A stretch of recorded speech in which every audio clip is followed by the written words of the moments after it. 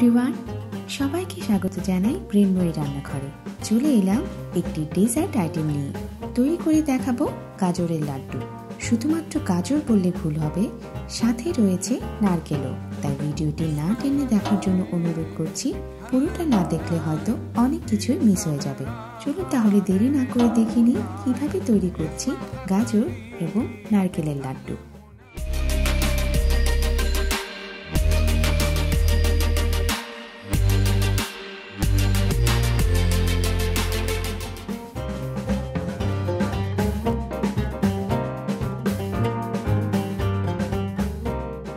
এখানে আমি 2 কাপ পরিমাণ গ্রেট করা গাজর নিয়েছি। দেখতেই পাচ্ছেন গাজরগুলো বেশ মিহি করে গ্রেট করে নিয়েছি। সাথে নিয়েছি 1 কাপ পরিমাণ কোরানো নারকেল। সাথে দিচ্ছি 1 কাপ পরিমাণ চিনি। চিনির পরিমাণটা আপনারা চাইলে কম বেশি করে নিতে পারেন, যে যেমনটা মিষ্টি খেতে পছন্দ করেন। আমি যে পরিমাণ গাজর আর নারকেল নিয়েছি তার সাথে কিন্তু 1 কাপ পরিমাণ চিনি একদম পারফেক্ট। এবার সব কিছু আমি ভালো করে মেখে নেব। চুলায় রান্নাটা করার আগে এভাবে হাতে মেখে নিলে চিনিটা খুব ভালোভাবে গলে যায় আর তৈরি করতে সময়ও কিন্তু কম লাগে। সব কিছু মাখা হয়ে গেছে। এবার ফ্রাইং প্যান গরম করে নিচ্ছি। দিচ্ছি 1 টেবিল চামচ পরিমাণ ঘি। ঘিটা গরম হলে দিচ্ছি কিছু বাদাম কুচি আর কিশমিশ। এখানে আমি কাঠবাদাম আর কাজু বাদাম কুচি করে নিয়েছি। এবার সব কিছু হালকা ব্রাউন কালার করে ভেজে নেব। বাদাম কিশমিশ ভাজা হয়ে গেছে। এবার এগুলো চুলা থেকে নামিয়ে নিচ্ছি। সামান্য ঘি গরম করে দিয়ে দিচ্ছি মেখে রাখা গাজর ও নারকেল।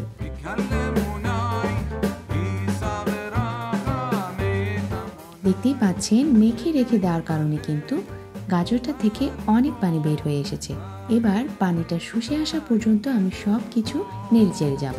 গাজরটা কিন্তু অনবরত নেড়ে যেতে হবে, নয়তো নিচে লেগে যেতে পারে। এভাবে এক্সট্রা পানিটা কমে আসা পর্যন্ত নেড়ে যেতে হবে। চুলার তাপটা এই পর্যায়ে মিডিয়ামে রাখবো, যাতে করে বেশি তাপে পুড়ে না যায়। দেখতেই পাচ্ছেন পানিটা কিন্তু অনেকটাই কমে এসেছে। এই পর্যায়ে দিয়ে দিচ্ছি ভেজে রাখা বাদামগুলো। কিছুক্ষণ নেড়ে চেড়ে এখানে দেব 3 টেবিল চামচ পরিমাণ গুঁড়ো দুধ। এতে করে এর টেস্টটাও যেমন ভালো আসবে, তেমনি এর পাকটাও কিন্তু খুব তাড়াতাড়ি আঠালো হয়ে যাবে। এবার দিচ্ছি 4-5টে এলাচ গুঁড়ো। এলাচ গুঁড়ো দেওয়ার কারণে এর স্মেলটা অনেক ভালো আসবে। এলাচ গুঁড়ো দিয়ে গাজরটা 2 থেকে 3 মিনিটের মতো নেড়ে চেড়ে নেব। আমার লাড্ডু তৈরির জন্য এর পাকটা কিন্তু চলে এসেছে। পাকটা ভালো মতো এসেছে কিনা দেখার জন্য সামান্য গাজর মাখা হাতে নিয়ে মুঠি করে দেখব যে এটা কতটা আঠালো হয়েছে। দেখতেই পাচ্ছেন এটা কিন্তু খুব ভালোভাবে গোল শেপ করা যাচ্ছে। লাড্ডু তৈরি করার সময় কিন্তু ভেঙে যাচ্ছে না। এটা থেকেই বুঝতে হবে যে লাড্ডুর পাক চলে এসেছে। আর এটা লাড্ডু তৈরির জন্য এখন একদম তৈরি। আমি এবার গাজরটা নামিয়ে নিচ্ছি। এটা গরম থাকা অবস্থাতেই কিন্তু এই লাড্ডুগুলো বানিয়ে নিতে হবে। মাখাটা ঠান্ডা হলেই এর আঠালো ভাবটা কিন্তু কমতে শুরু করে আর লাড্ডু বানানোর সময় ভেঙে যাবে। তাই যতটা সম্ভব গরম থাকা অবস্থাতেই কিন্তু লাড্ডুগুলো বানিয়ে নিতে হবে। আমি হাতে সামান্য ঘি মেখে নিলাম, যাতে করে ভালোভাবে বানাতে পারি। এভাবে সামান্য করে নিয়ে মুঠি করে 2 হাতের সাহায্যে লাড্ডুগুলো গোল শেপ করে বানিয়ে নিচ্ছি।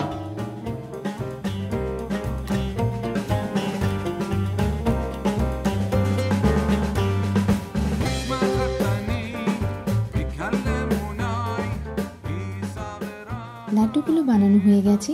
এবার পরিবেশনের পালা। গার্নিশিং এর জন্য সামান্য গুঁড়ো দুধ উপরে দিয়ে দিচ্ছি, সেই সাথে দিচ্ছি চেরি। তৈরি হয়ে গেল গাজর আর নারকেলের লাড্ডু। এই লাড্ডুটি কিন্তু আপনারা চাইলে শুধুমাত্র গাজর দিয়েও করতে পারেন, তবে নারকেল দেওয়ার কারণে কিন্তু এর টেস্টটা সম্পূর্ণ ডিফারেন্ট হয়েছে। এই লাড্ডুতে আপনারা একই সাথে গাজর এবং নারকেলের ফ্লেভার পাবেন। সো ভিউয়ার্স, আমার রেসিপিটি যদি ভালো লেগে থাকে তাহলে অবশ্যই বাসায় একবার ট্রাই করুন। সেই সাথে আমাকে জানাতে ভুলবেন না কেমন লাগলো। আর যারা আমার চ্যানেলটি এখনও সাবস্ক্রাইব করেনি তাদের প্রতি রইল আমার চ্যানেলটি সাবস্ক্রাইব করার অনুরোধ। সেই সাথে লাইক ও শেয়ার দিতে কিন্তু ভুলবেন না। চলে আসবো নতুন কোনো রেসিপি নিয়ে। সবাই ভালো থাকুন, সুস্থ থাকুন।